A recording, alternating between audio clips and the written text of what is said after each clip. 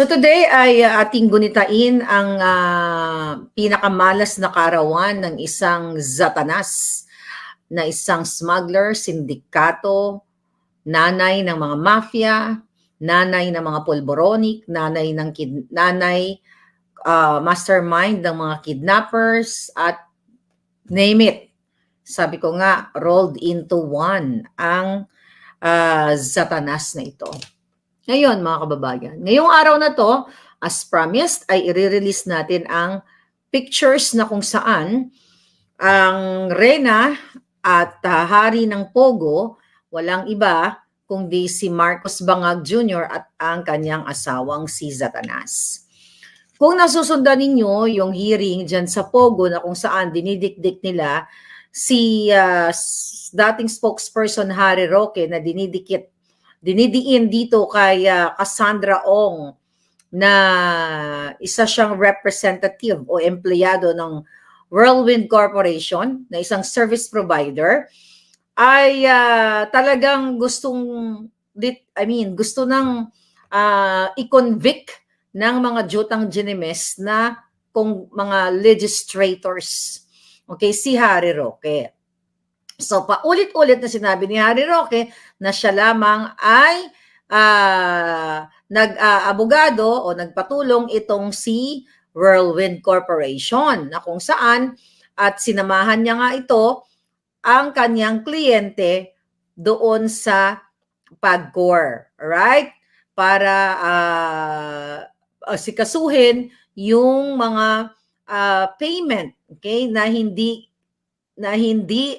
niremit nitong certain Dennis Cunanan na representative din, okay, nitong PAGCOR na ito. Kaya naman talagang gusto nilang gisahin ng bonggang-bongga itong si Harry Roque at paulit-ulit na sinabi ni Harry Roque na siya ay hindi abogado ng Lucky South 99. Okay?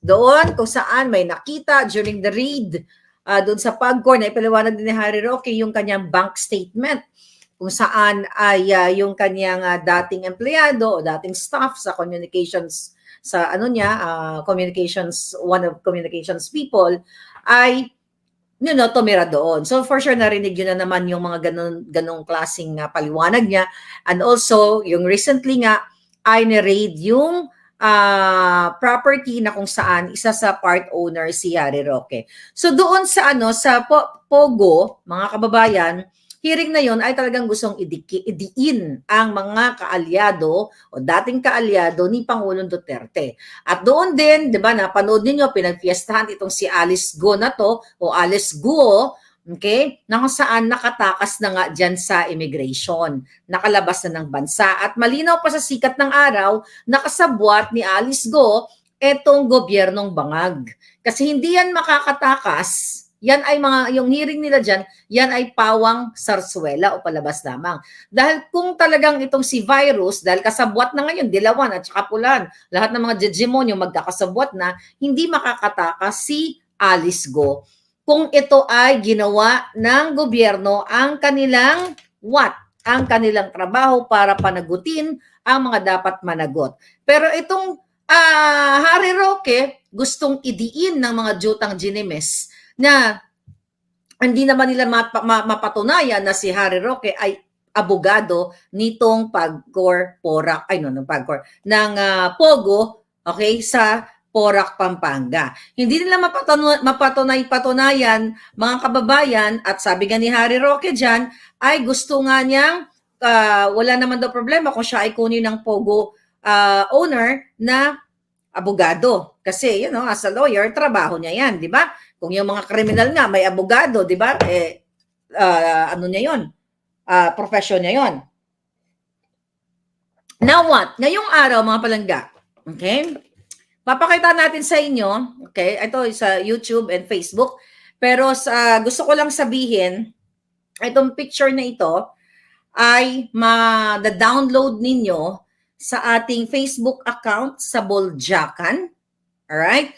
And dito sa Maharlika Network. Ipakita ko lang kung saan kayo pupunta after ng ating vlog para magkaroon kayo ng kopya. Ito po, meron tayong 94,000 followers. Diyan nyo ako, ayan, diyan nyo kunin ang picture na yan.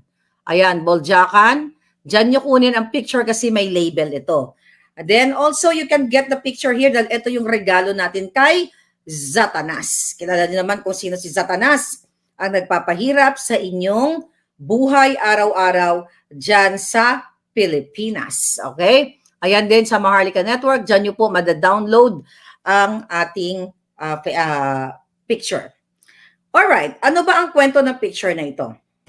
Mga palangga, taliwas sa pagdidiin na mga jutang ginimes na legislators na tagapagtanggol ng mga Digimon, okay, ay ang reyna at hari ng Pogo walang iba kundi si Bangag Jr. at ang kanyang asawang Adictos Benedictos. Lahat na, name it, rolled into one nga, sabi ko. So itong litratong ito, mga kababayan, pakipakita dun sa Facebook. Itong litratong ito, medyo malabo lang ilalayo kung ganyan. Alright? Pero explain ko sa inyo. Mada-download nyo to ng malinaw doon sa Facebook page. Okay? Ito yung ating regalo pasabog. Sa picture na ito, mga palangga, okay, nasa gitna, ito, ahas. Pakita natin si ahas, ito lang. Ito. No, dito. No, I mean, sa YouTube. Right? This one, okay. So ngayon, okay, puntahan nyo na lang sa boljakan. So kung makikita ninyo, si Liza Tanas ay nasa gitna po siya. Ayan, nasa gitna siya ng litratong itong hawak ko. Then, katabi niya si Cassandra Ong. Okay? Na pinangalanan dyan sa Senate and sa Congress na hearing na kung saan paulit-ulit na siya daw ay may-ari ng part owner o kasabwat dyan sa illegal na pogo sa Porac. Okay? Katabi siya ni Liza Tanas. Then, again, dito po sa YouTube channel natin, mada-download nyo po itong picture na to. Just bear with me kasi in-explain ko, mada-download nyo ito doon sa ating Facebook page. Isi-share ko to sa inyo lahat. So dito sa litratong ito na sinasabi kong regalo natin kay Satanas para patunayan nyo sa buong mundo, sa buong Pilipinas, kung sino talaga ang hari at reyna ng illegal na pogo. Okay?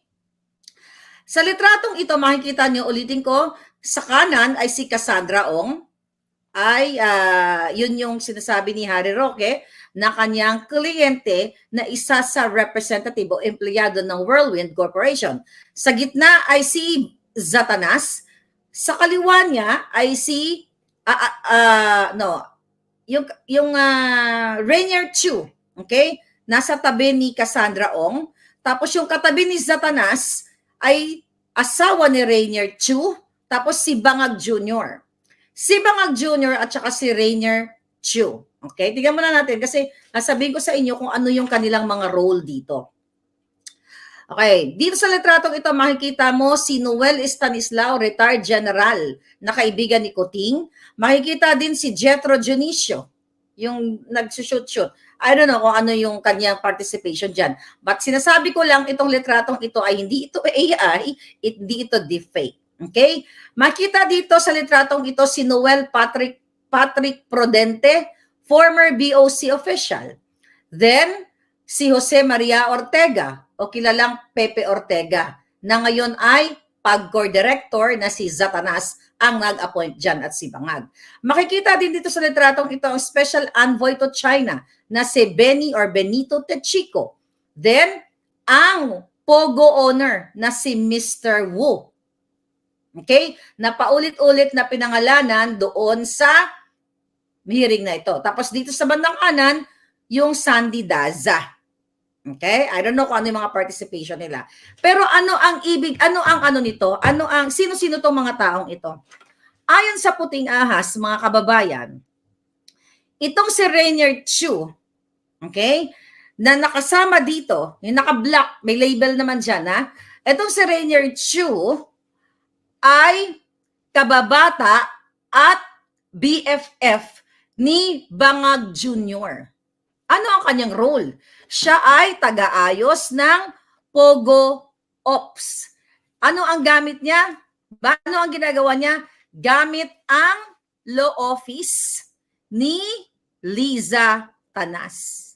So mga kababayan, ayon sa ating informer, mula 2016 to 2022, okay, ang mga anumang mga negosyo na pasukin ng mga Chinese na yung mga Chinese naka-white may label, di ba?